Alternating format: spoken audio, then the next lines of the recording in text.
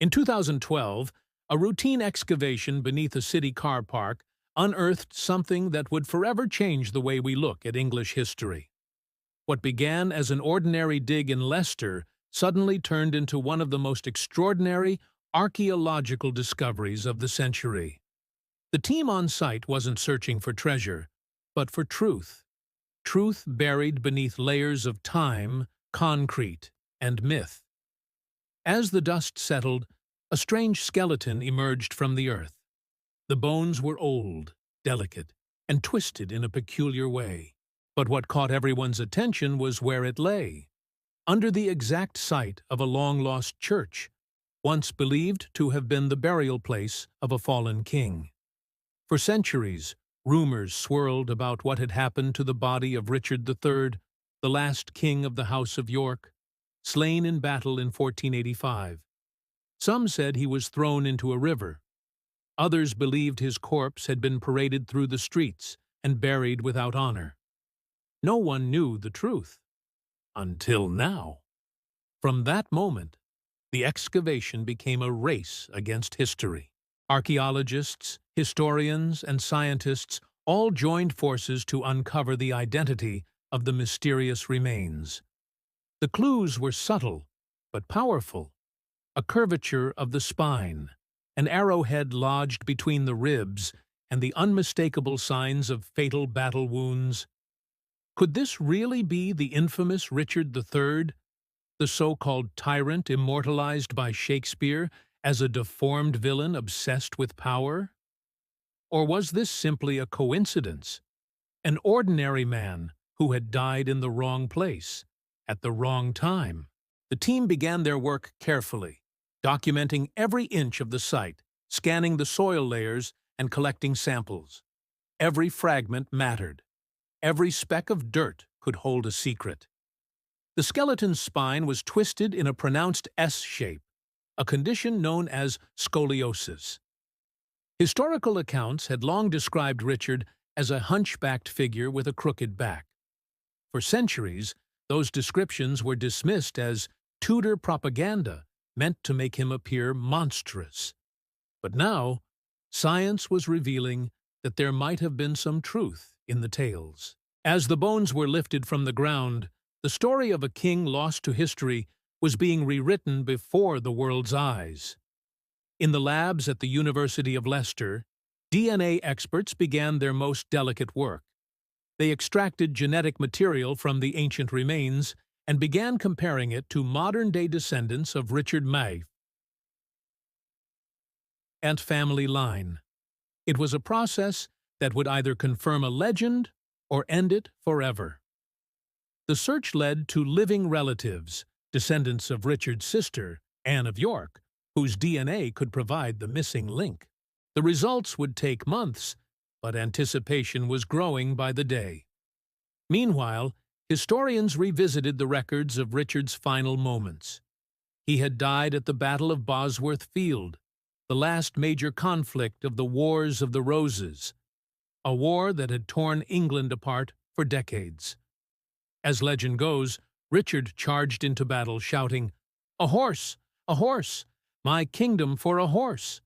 before being struck down and killed.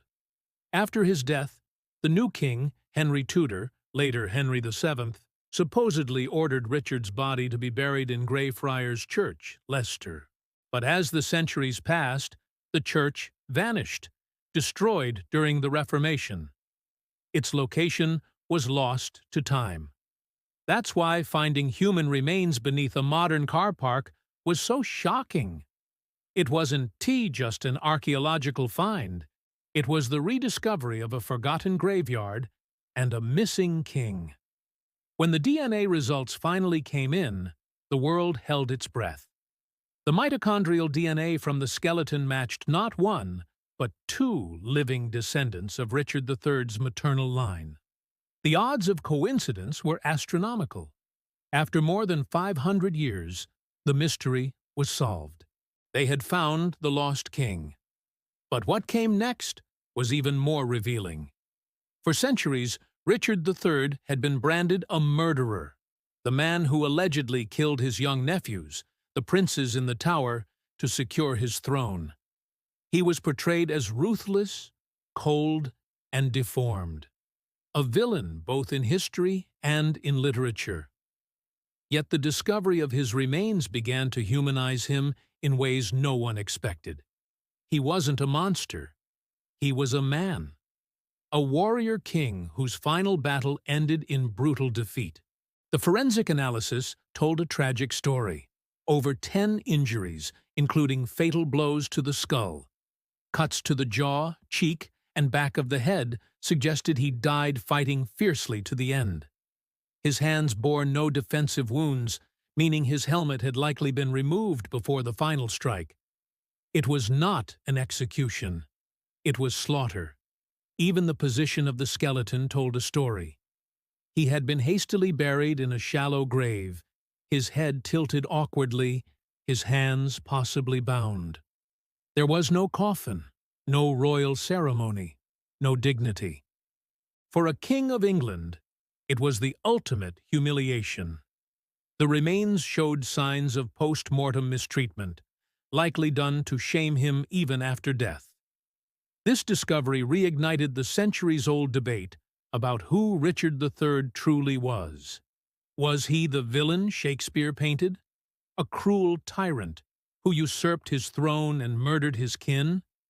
Or was he a capable ruler destroyed by his enemies' propaganda? Historians began to re-examine documents, letters, and accounts from Richard's reign. Many found that he had actually introduced reforms to make justice more accessible to common people. He supported education, outlawed corrupt practices, and tried to bring order to a divided kingdom. But in the chaos of the Tudor takeover, history was written by the victors. And the victors needed a villain. For the first time in half a millennium, people began to see Richard not as a monster, but as a man betrayed by fate. When the discovery was officially announced to the world, it made global headlines.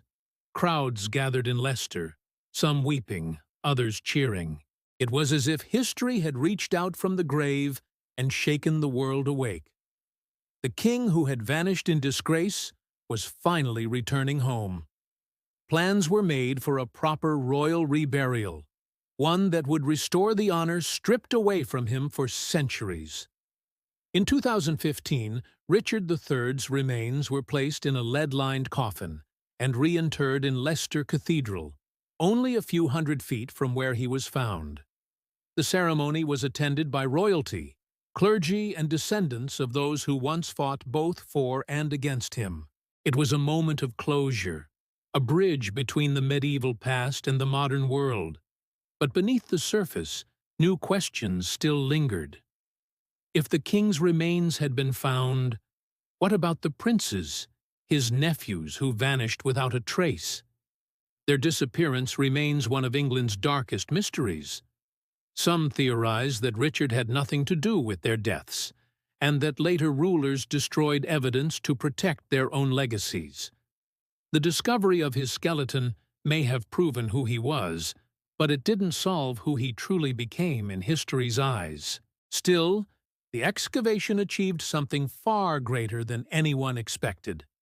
It connected modern science with medieval legend, showing that truth can survive even centuries underground. It reminded the world that history isn't fixed. It breathes, evolves, and waits to be rediscovered.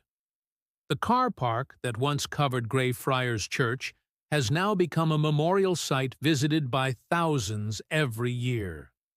Plaques mark the spot where the bones of a king once lay, hidden beneath layers of asphalt and time. Visitors come not just to see where Richard was found, but to reflect on how easily history can be lost and found again.